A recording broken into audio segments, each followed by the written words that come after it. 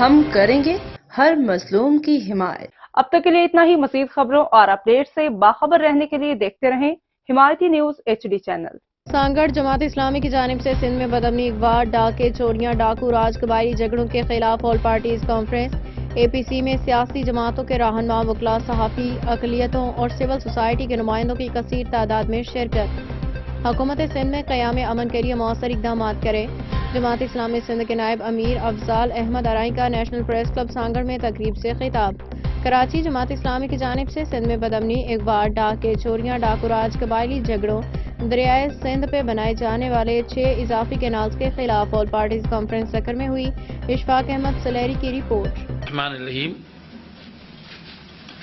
مجھے آج national press club سانگڑ آ کر بڑی خوشی محسوس ہو رہی ہے، اور ایک ایسے موقع پر مجھے یہاں آنا ہوا کہ جب نئی کابینہ ورکنگ میں آئی ہے تو میں الیاس صاحب جو کہ صدر الیاس انجم صاحب اور نئی منتخب ہونے والی پوری باڈی کو مبارکباد پیش کرتا ہوں، اور ان سے یہ امید لگاتا ہوں کہ وہ ان سارے مسائل کو جس میں آج مشکلات میں عوام گھری ہوئی ہے، آپ اسے اجاگر کریں گے، اور اطمینان دلاتا ہوں کہ جماعت اسلامی آپ کے ساتھ شانہ بہ شانہ آپ کے ساتھ کھڑی ہوئی ہے۔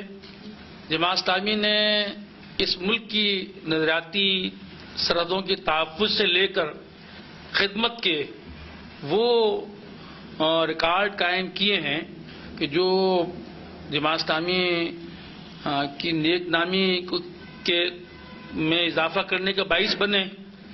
آندھیاں آ جائیں، طوفان آ جائیں، زلزلے آ جائیں، یا ملک کے اندر کوئی مشکل درپیش ہو جائے، حالیہ دنوں کے اندر اس عرصے کے اندر اپر سندھ کے اندر جو ڈاکو راج ہے، بد امنی ہے، اور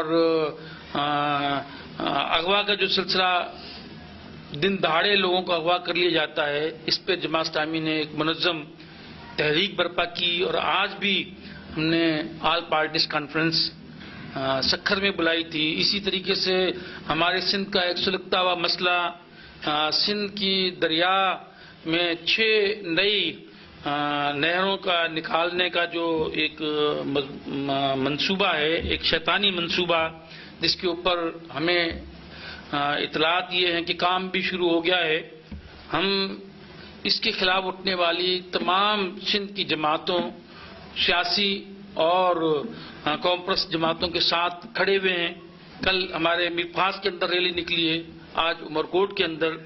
تو اس کے علاوہ جتنے بھی مسائل ہیں، جماعت اسلامی ہمیشہ مظلوموں کی پشتیبان رہی ہے، ان کے مشکلوں کو اور پریشانیوں کو حل کرنے کے لیے ہمیشہ میدان عمل میں رہی ہے۔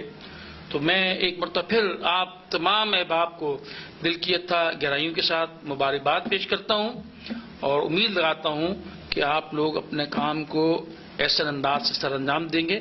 وما علینا الا البلاغ المبین۔